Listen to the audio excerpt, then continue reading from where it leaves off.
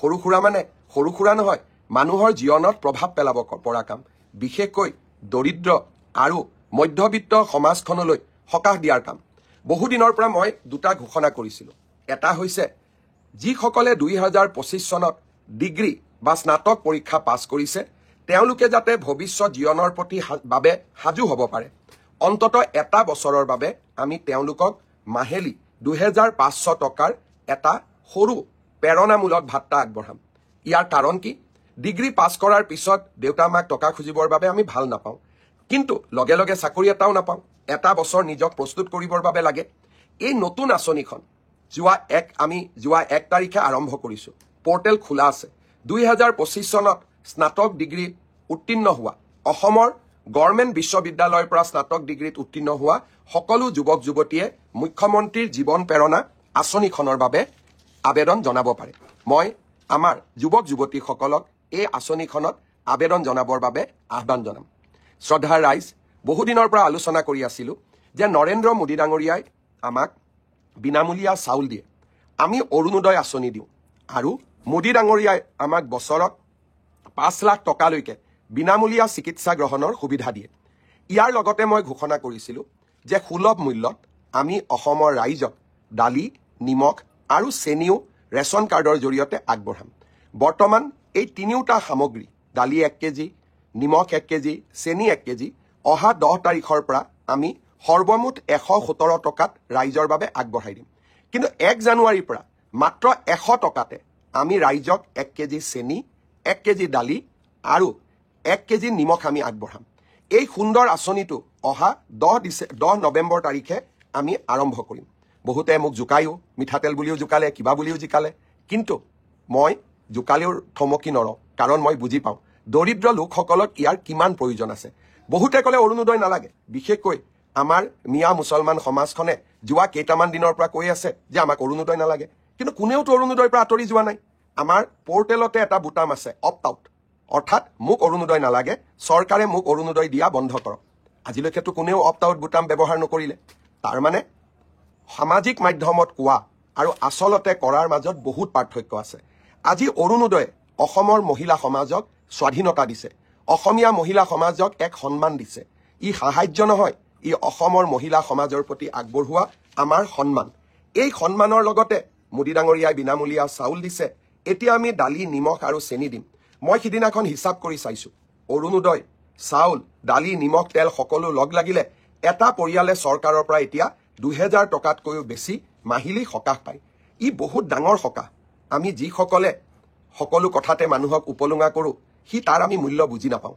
কিন্তু যি মায়ে, যি বাইদেউ, যি ভণ্টিয়ে নিযুত মইনা পাইছে, অৰুণোদয় পাইছে, মহিলা উদ্যমিতা পাইছে, তেখেতসকলে অনুভৱ কৰে যে এতিয়া নিজকে তেওঁলোকে কিমান সাহসী অনুভৱ কৰে, কিমান তেওঁলোকে নিজকে আত্মনিৰ্ভৰ অনুভৱ কৰে। ঘৰখনত মহিলাগৰাকীৰ সন্মান এতিয়া কিমান বাঢ়িছে। শ্ৰদ্ধাৰ ৰাইজ, এনেকৈয়ে আমি অসমৰ কল্যাণৰ বাবে কামবোৰ কৰি যাম। সিদিনাখন মই বিজেপি দলে আগবঢ়োৱা যোৱা নিৰ্বাচনৰ নিৰ্বাচনী ঘোষণাপত্ৰখন পঢ়িছিলোঁ। আচলতে নিৰ্বাচনী ঘোষণাপত্ৰখন আমি ৰূপায়ণ কৰাৰ লগে লগে নিৰ্বাচনী ঘোষণাপত্ৰত নথকা আৰু বহুত কিবা কিবি আমি কৰিব চেষ্টা কৰি আছোঁ। ৰাইজে আশীৰ্বাদ দিব, আমি আগবাঢ়ি গৈ থাকিম। এই গোটেই ঘটনাবোৰৰ মাজত, নতুন খবৰবিলাকৰ মাজত জুবিনৰ ন্যায়ৰ ইছ্যুটো আমি কেতিয়াও পাহৰি যাব নোৱাৰোঁ।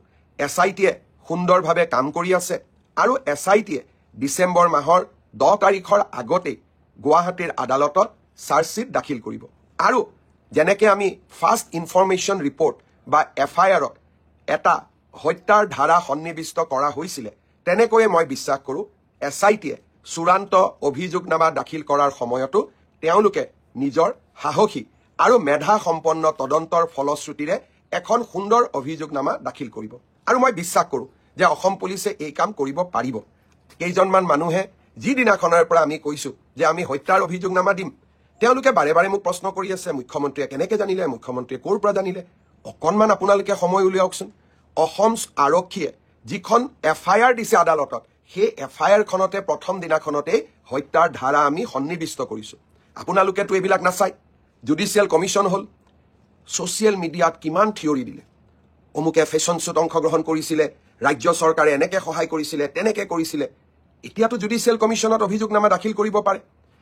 যিসকলে ফেচবুক ইনষ্টাগ্ৰামত ইমান দিনে দপদপাই আছিলে তেওঁলোকে এতিয়া অন এফিডেভিট শপতনামাৰ জৰিয়তে জুডিচিয়েল কমিশ্যনত এই কথাবোৰ নকয় কিয়?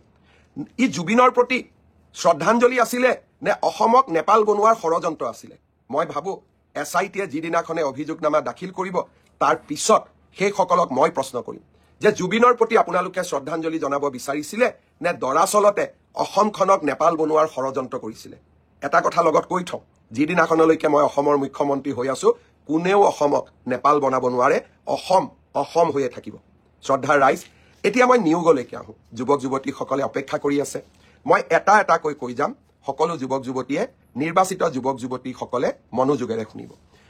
অহা 6 তাৰিখে ৰাজ্য চৰকাৰৰ শিক্ষা বিভাগে প্ৰাথমিক শিক্ষাৰ শিক্ষক শিক্ষয়িত্ৰীসকলৰ চূড়ান্ত ফলাফল ঘোষণা কৰিব। অৰ্থাৎ আজি এই ঘোষণা কৰাৰ প্ৰক্ৰিয়া সমাপ্ত হ'ব। 9 তাৰিখে আকৌ এবাৰ মই কৈছোঁ যে 9 তাৰিখে আমি প্ৰাথমিক বিদ্যালয়ৰ শিক্ষক শিক্ষয়িত্ৰীসকলক নিয়োগ পত্ৰ প্ৰদান কৰিম। তাৰ পিছতেই আমি নৱেম্বৰ মাহৰ ভিতৰতে পুলিচ কনিষ্টবলসকলক নিযুক্তি দিয়াৰ ব্যৱস্থা কৰিম। পুলিচ কনিষ্টবলসকলক নিযুক্তি দিয়াৰ পিছদিনাখনেই আমি অন্তত আৰু 4,000 আৰক্ষী পদৰ বাবে আবেদন পত্ৰও আহ্বান কৰিম। অৰ্থাৎ নিযুক্তিৰ পৰম্পৰা আমি চলাই ৰাখিম যাতে অসমৰ যুৱক যুৱতী কেতিয়াও আশাহত হ'ব নালাগে। এডিআৰই 3য় বৰ্গ আৰু 4ৰ্থ বৰ্গ এই পৰীক্ষাৰ এটা প্ৰক্ৰিয়া আছে। ৰিজাল্ট দিয়াৰ পিছত আমি লটাৰী বা ৰেণ্ডমাইজেশ্যনৰ জৰিয়তে ডিপাৰ্টমেণ্টসমূহ আবণ্টন কৰিব লাগে। ডিপাৰ্টমেণ্টসমূহ আবণ্টন কৰাৰ পিছত ডাইৰেক্টৰেটবিলাক আবণ্টন কৰিব লাগিব। আৰু ডাইৰেক্টৰেটবিলাক আবণ্টন হোৱাৰ পিছত আমি তেওঁলোকক ইণ্ডিভিজুৱেল পষ্টিং দিব লাগিব। এই প্ৰক্ৰিয়াটোত 30টা দিনৰ প্ৰয়োজন হয়। মই আগতে কৈছোঁ যোৱা মাহত আমি কোনেও কাম কৰিব পৰা নাছিলোঁ।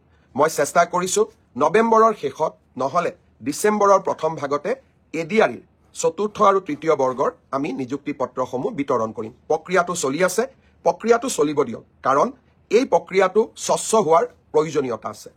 ইয়াৰ এইখিনি সময়ৰ মাজতে আমি পোষ্ট গ্ৰেজুৱেট আৰু গ্ৰেজুৱেট টিচাৰৰো নিযুক্তিৰ কাম হাতত ল'ম। আপোনালোকে দিয়া অপশ্যন অনুসৰি আপোনালোকক যাতে আমি নিযুক্তি দিব পাৰোঁ তাৰ বাবে শিক্ষা বিভাগে ইতিমধ্যে কাম হাতত লৈছে। মই খুব সোনকালে আপোনালোকক নিযুক্তিৰ তাৰিখটো জনাম। স্বাস্থ্য বিভাগৰ নিযুক্তিও এই মাহতে আমি প্ৰদান কৰিম। চাহ বাগিচাৰ সমাজখনৰ বাবে আমি 3% এইবাৰ চৰকাৰী চাকৰিত আৰক্ষণ কৰিছিলোঁ। গোটেইকেইটা নিযুক্তি দিয়াৰ পিছত আমি চাহ বাগিচাৰ যুৱক যুৱতীসকলক পৃথকে 3% উত্তীৰ্ণ হোৱা যুৱক যুৱতীসকলক নিযুক্তি পত্ৰ প্ৰদান কৰিম। অৰ্থাৎ অহা 9 তাৰিখে আমি চাহ বাগিচাৰ যুৱক যুৱতীসকলক বাদ দি সকলোকে আমি নিযুক্তি দিম। গোটেইখিনি নিযুক্তি পত্ৰ আমি একেলগ কৰি ডিচেম্বৰ বা নৱেম্বৰ মাহত সকলো চাহ বাগিচাৰ যুৱকক গুৱাহাটীলৈ মাতি আনি আমি একেলগে নিযুক্তি দিম যাতে ই সমাজখনত এটা সচেতনতাৰ সৃষ্টি কৰিব পাৰে। অৰ্থাৎ মই উত্তীৰ্ণ হোৱা যুৱক যুৱতীসকলক অনুৰোধ কৰিম যে আমি নৱেম্বৰ মাহ আৰু ডিচেম্বৰ মাহৰ প্ৰথম ভাগতে আমি নিযুক্তিৰ প্ৰক্ৰিয়া সম্পূৰ্ণ কৰিম। আপোনালোকে আমাক নিশ্চিতভাৱে সহযোগ কৰি যাব।